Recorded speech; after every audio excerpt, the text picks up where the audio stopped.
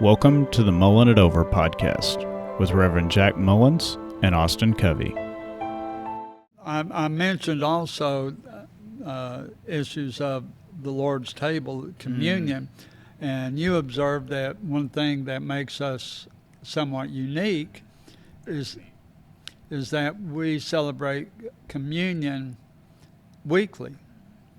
That puts us at the table weekly with the churches of Christ and the Roman Catholics.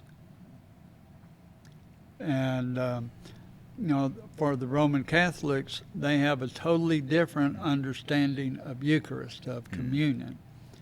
Upon its blessing, and as it is partaken, it becomes the literal and physical manifestation of the body and blood of Christ.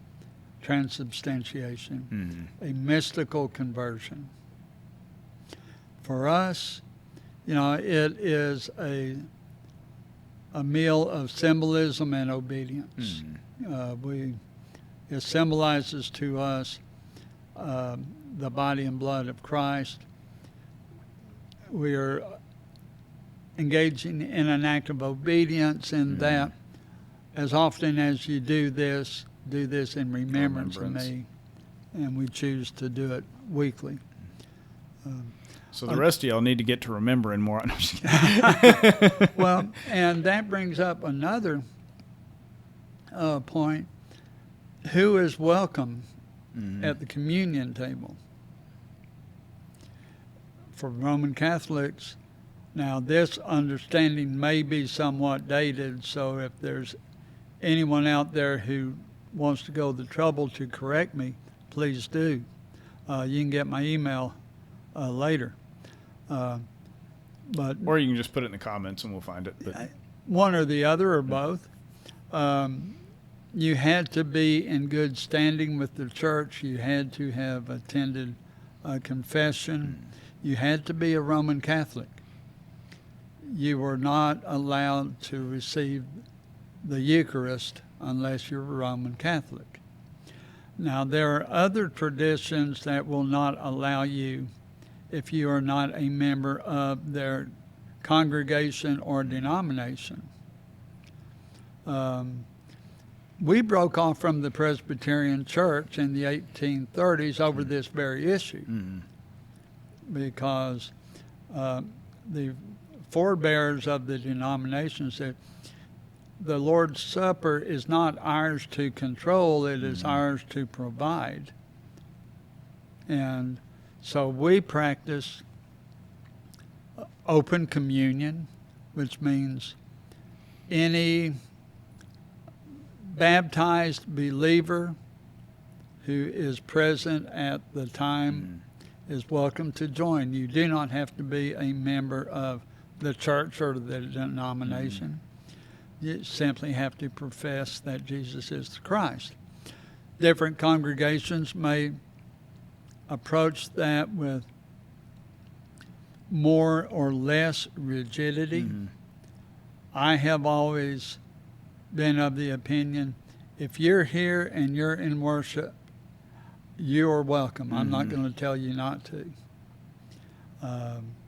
Had a congregation where there were some children who had been baptized in the Methodist church. They were children of my secretary at the time. And they partook of communion when it passed by. And I was at an elders meeting and they were kind of fussing about it. I said, what's the problem? Well, you're supposed to be baptized. I said, they are. When? I said, when they were infants. And we recognize all forms of baptism. We don't discriminate. Well, they're so young. Is there a limit on age? Said, I baptized a first grader one time. She expressed a sincere and genuine understanding what the crucifixion was about. She said when I asked her what was the point of the crucifixion and resurrection, she said, so God could save us from the big spanking. Hey, check that one off. She hit that box. I don't care if she was 7 years old. She understood what it meant. Mm-hmm. She was baptized, started taking communion. But a lot of churches, are much more restrictive. Mm-hmm. And most of them don't understand the importance of celebrating it weekly Mm-hmm. until they come to one of our churches, get involved, and have that experience. They are saying, doesn't it become routine? I've never heard anyone from one of our churches or anyone who has come to one of our churches have that complaint that it is routine for everyone I've encountered. It's a meaningful part of the service.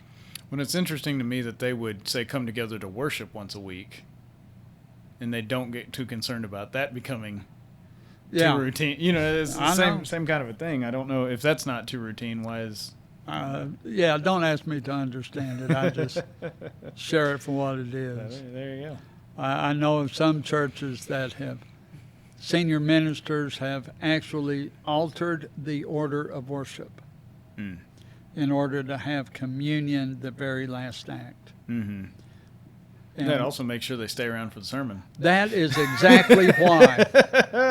The senior minister of a church I served one time was getting tired of people leaving after communion before his sermon, so he made them change it.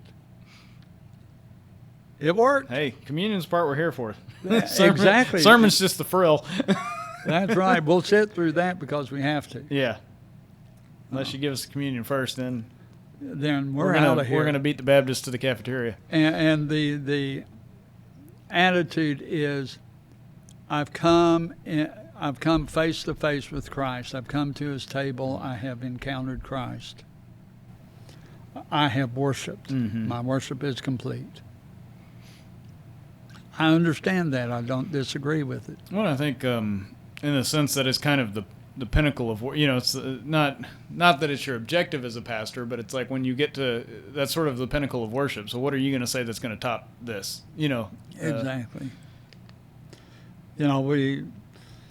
We have different ways of, different actions of worship. Mm-hmm. For some traditions, and our common friend in the Anglican Episcopal or the American Anglican would always, if there was a font there, cross himself as he faced the cross. And that's never been part of my tradition. I have genuflected one time in seriousness, and that was at a little church in San Antonio, and I lit a candle and offered a prayer in memory of my deceased sister, who was a devout Roman Catholic. But one of the things that brings me more fulfillment than anything else is when at the end of a service and I deliver the benediction and I close with the Trinitarian blessing in the name of the Father and Son and the Holy Spirit. And there are those church members who are comfortable enough and feel moved to genuflect. Mm-hmm. And it's almost egoistic, it feels, to say, I know I did something right for them to get in touch with that part of their spiritual experience.